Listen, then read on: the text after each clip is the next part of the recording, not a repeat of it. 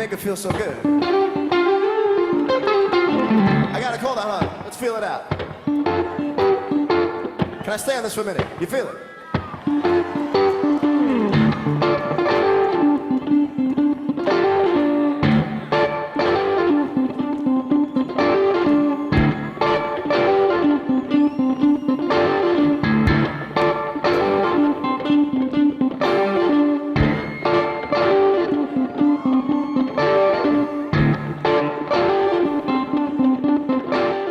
Hey everyone, nice to see you. In this video I will show you how to play this very cool groove which you saw in the beginning, note for note, but even more important, I will show you what you can do with those little bits that John Mayer plays here, which are still an essential part of his playing style, and what you can do after you learned this note for note, because in my opinion it's way more important that you can take something from this very cool groove that is very defining of Mayer's style and can implement it into your own playing and into your own improvisation to maybe create a groove of your own.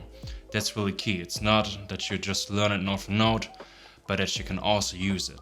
I will show you first the most important parts note for note, that you get an idea on how to play this and that you have something you can play around with, and then I will show you a few tricks which I developed on my own, but you can take those and take them even further.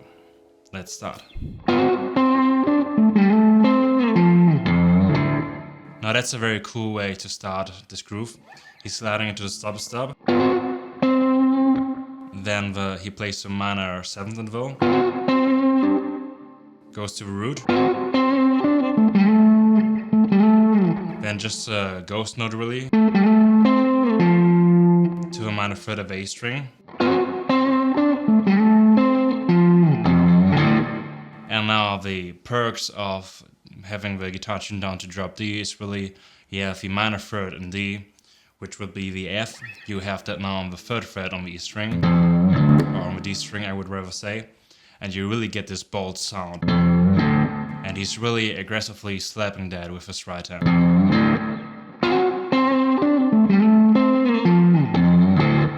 And really, don't be too shy, he's really slapping that like a bass guitarist or a bass player, a bass funk player.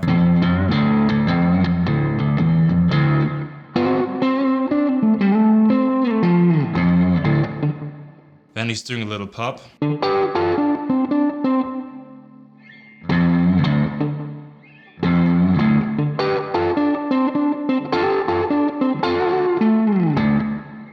Then a little line with some double stops.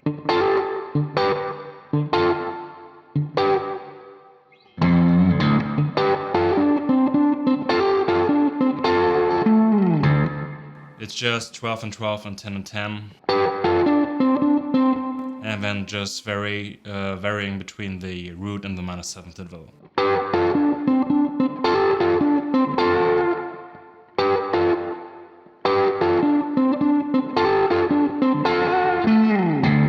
And then sliding down on the A string.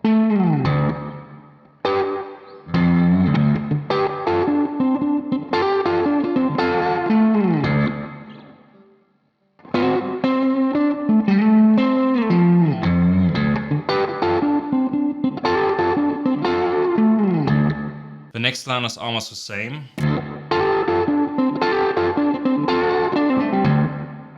But he's doing twice this hammer on onto the 12th fret.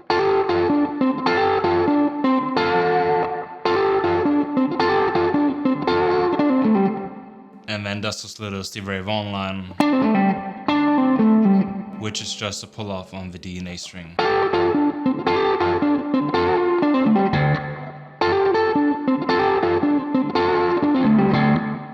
Then in the end, again we slap on the low D string.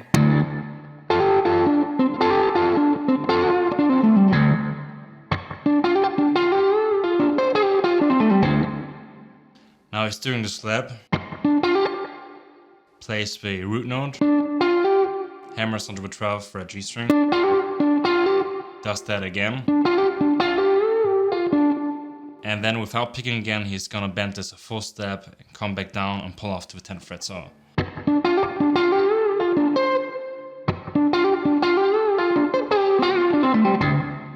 and that's how he ends that line. So basically the same ending than before.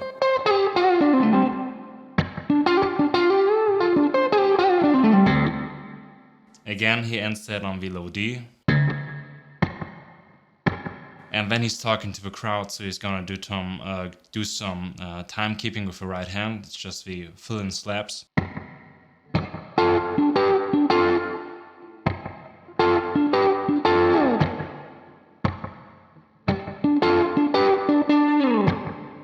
Basically like that. So.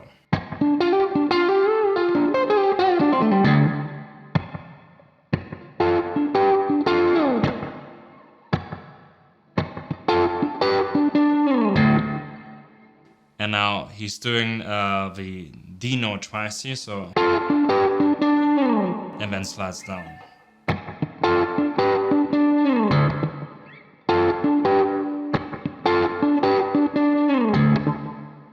Then for the motive he's repeating in the end, he's gonna do the low D string, and then a pop. That's important.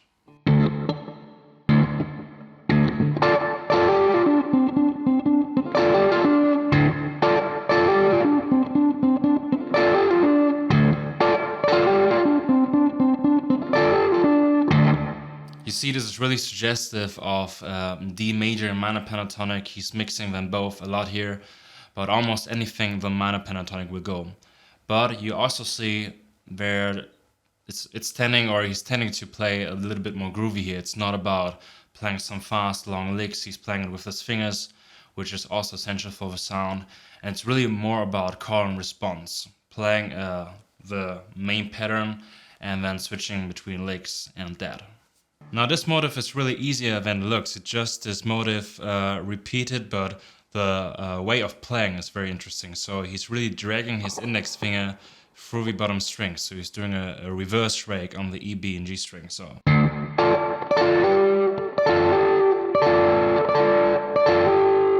And you hear that movement against the strings. That's what makes it so groovy. And really make sure to hammer onto the G string and pull off, but without picking again. So.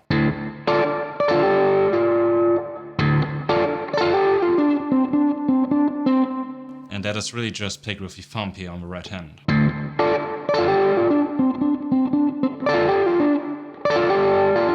And he ends the motive the same way he started it. So.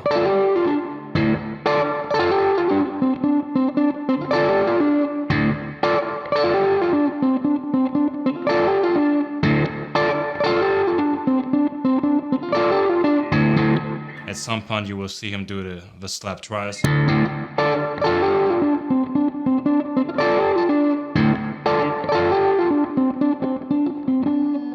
Now, when I practice this, I can't stay on this. I really have to do some fills in between, just as practice for improvisation, and that's what I will show you right now.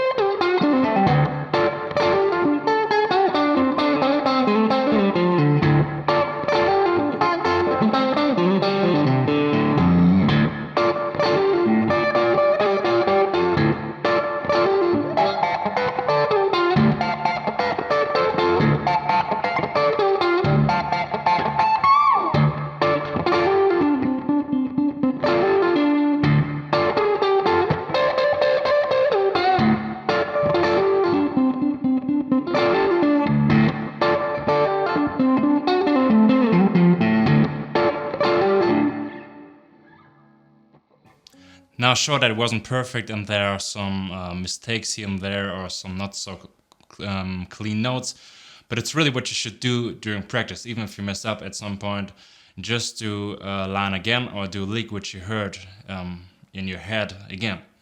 Now, some of these ideas were pretty cool in my opinion, so let me show them to you in detail.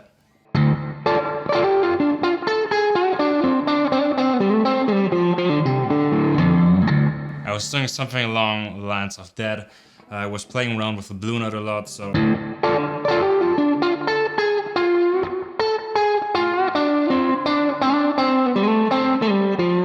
really moving through the different pentatonic positions C and D.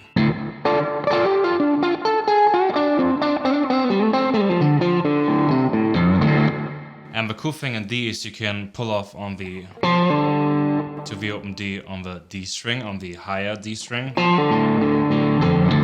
And the note A is awesome there, so you could even play around with these power chords right here.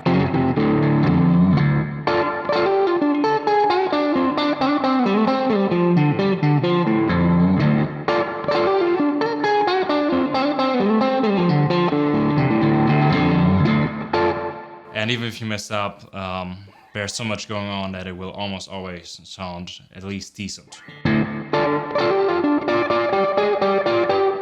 And that's really something Stevie Wong would play.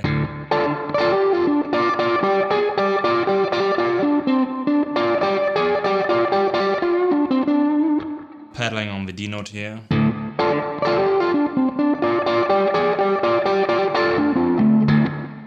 Something along.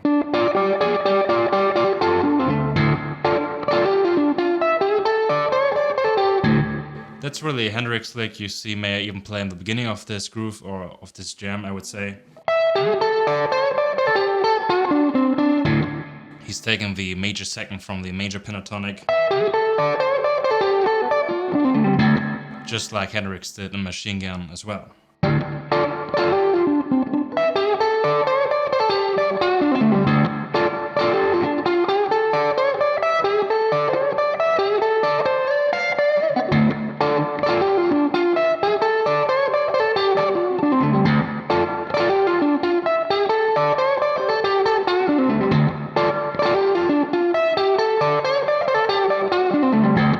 Something like that.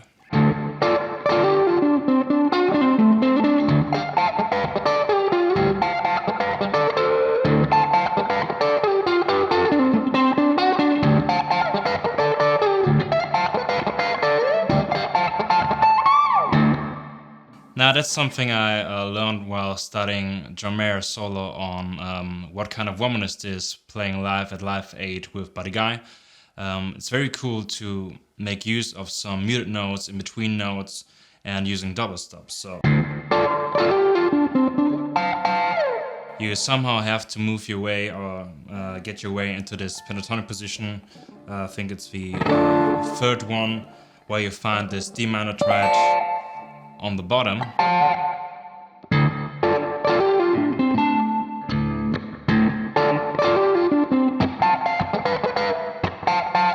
So you can play this double stop twice.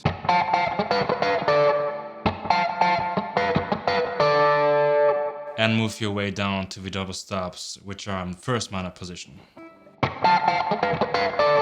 But always with some muted in between notes on the G string, which are played by the thumb.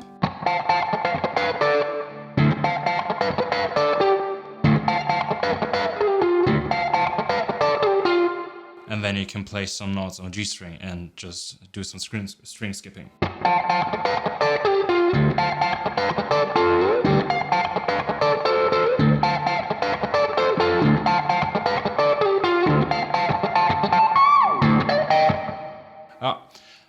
Just messed up there.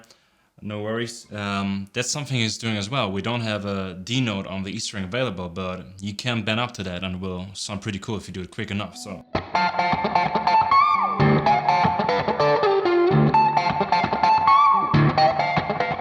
It's just very, very difficult to get back into the double stops.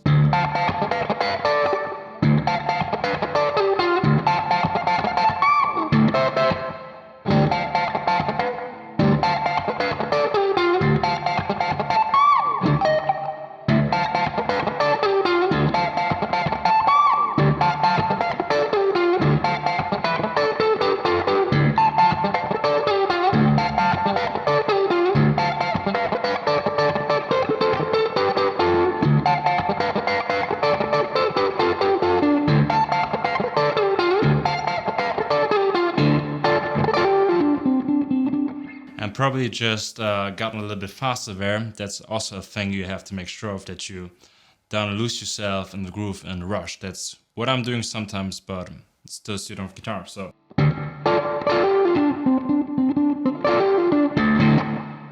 If you learned something in this video, then please leave a like, subscribe to the channel down below. It would be an amazing help to me and I would love you for this. Also consider supporting me on Patreon, where you will find downloadable tabs for this. You can get access to all my videos, download all my tabs, and be an avid supporter amongst some other very cool people. We'd love to see you there. See you next time. Bye bye.